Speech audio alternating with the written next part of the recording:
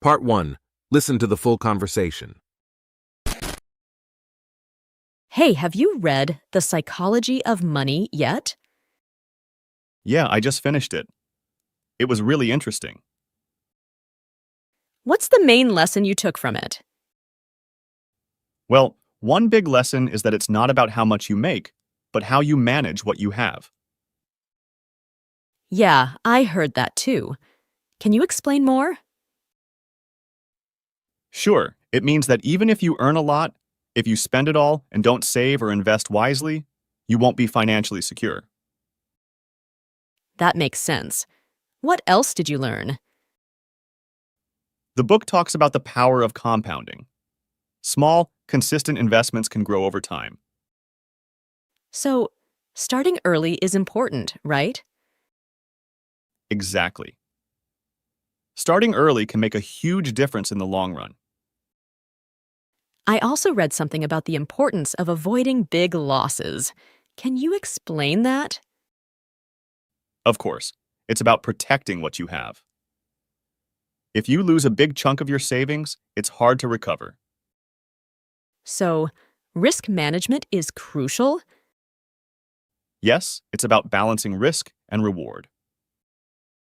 Did the book mention anything about our emotions and money? Yes, it did. It talks about how our emotions can lead to impulsive decisions and how we should try to stay calm and rational when it comes to money. That's easier said than done, right? Absolutely. It takes practice, but it's important for financial well-being.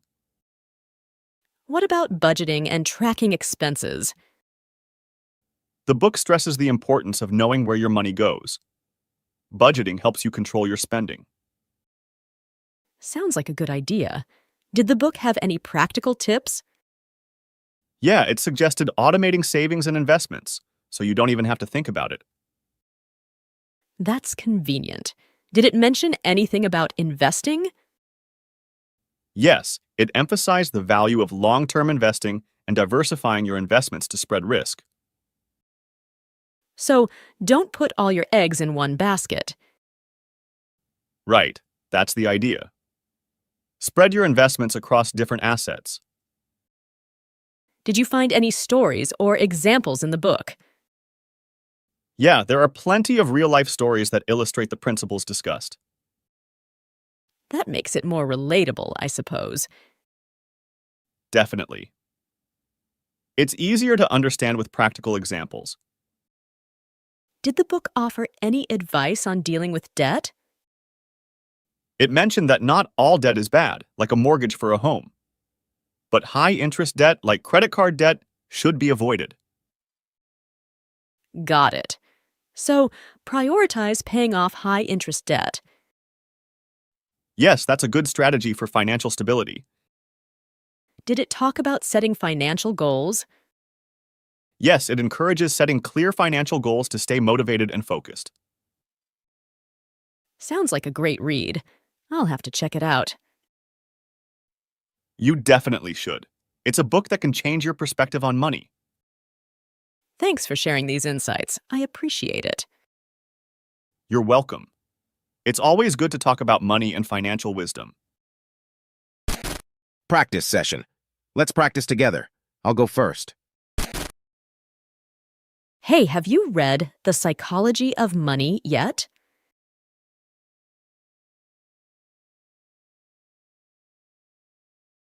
What's the main lesson you took from it?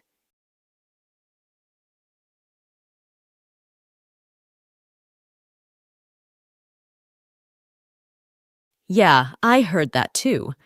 Can you explain more?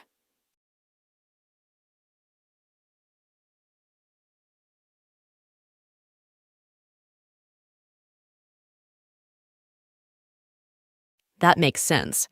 What else did you learn?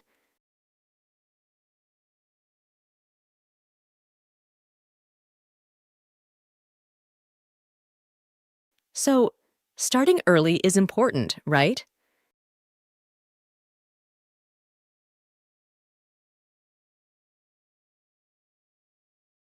I also read something about the importance of avoiding big losses. Can you explain that?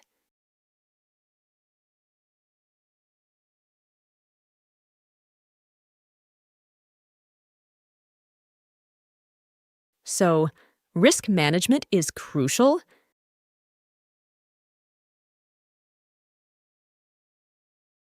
Did the book mention anything about our emotions and money?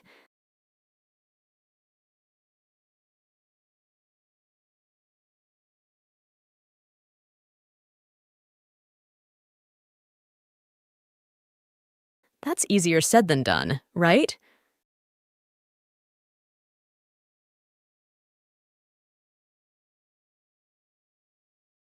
What about budgeting and tracking expenses?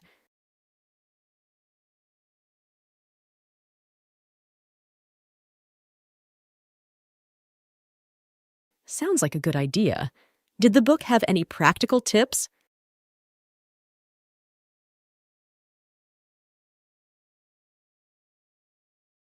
That's convenient. Did it mention anything about investing?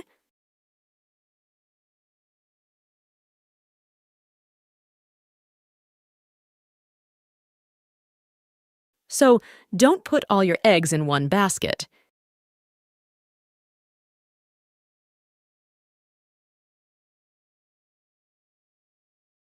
Did you find any stories or examples in the book?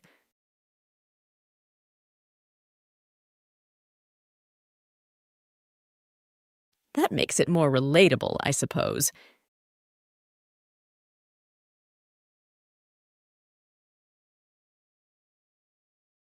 Did the book offer any advice on dealing with debt?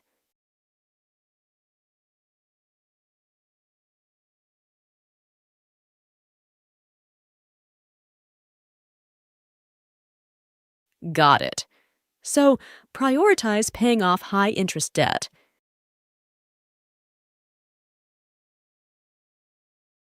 Did it talk about setting financial goals?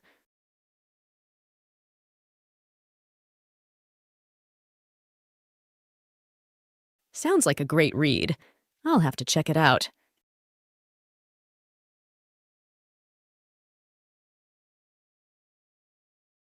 Thanks for sharing these insights. I appreciate it.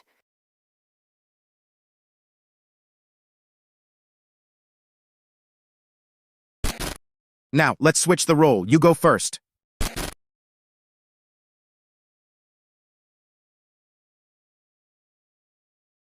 Yeah, I just finished it. It was really interesting.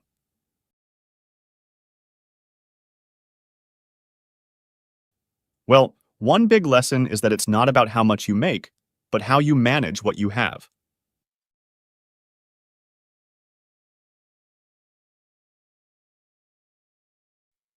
Sure, it means that even if you earn a lot, if you spend it all and don't save or invest wisely, you won't be financially secure.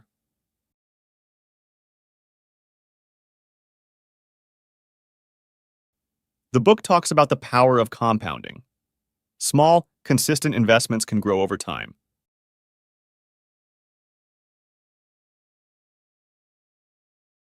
Exactly. Starting early can make a huge difference in the long run.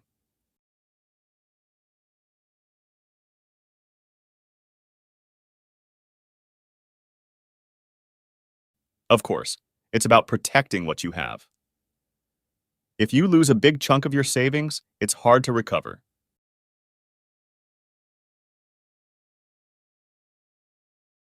Yes, it's about balancing risk and reward.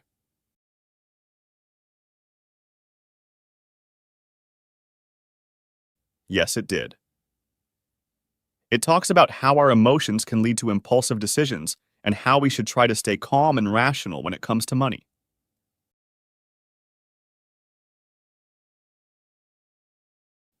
Absolutely. It takes practice, but it's important for financial well-being.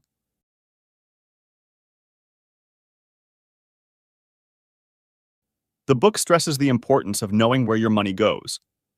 Budgeting helps you control your spending.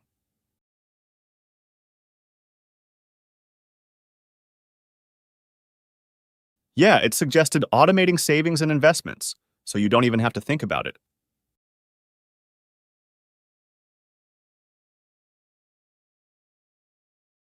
Yes, it emphasized the value of long-term investing and diversifying your investments to spread risk.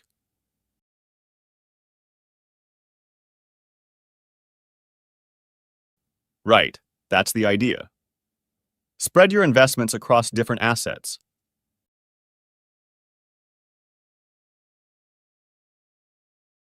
Yeah, there are plenty of real-life stories that illustrate the principles discussed.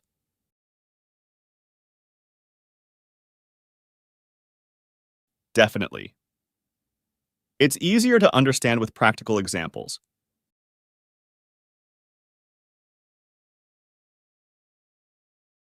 It mentioned that not all debt is bad, like a mortgage for a home, but high-interest debt, like credit card debt, should be avoided.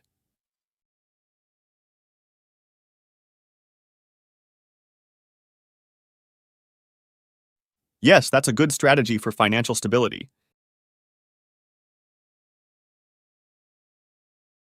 Yes, it encourages setting clear financial goals to stay motivated and focused.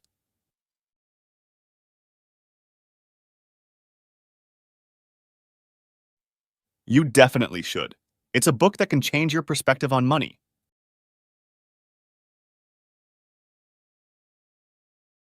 You're welcome. It's always good to talk about money and financial wisdom.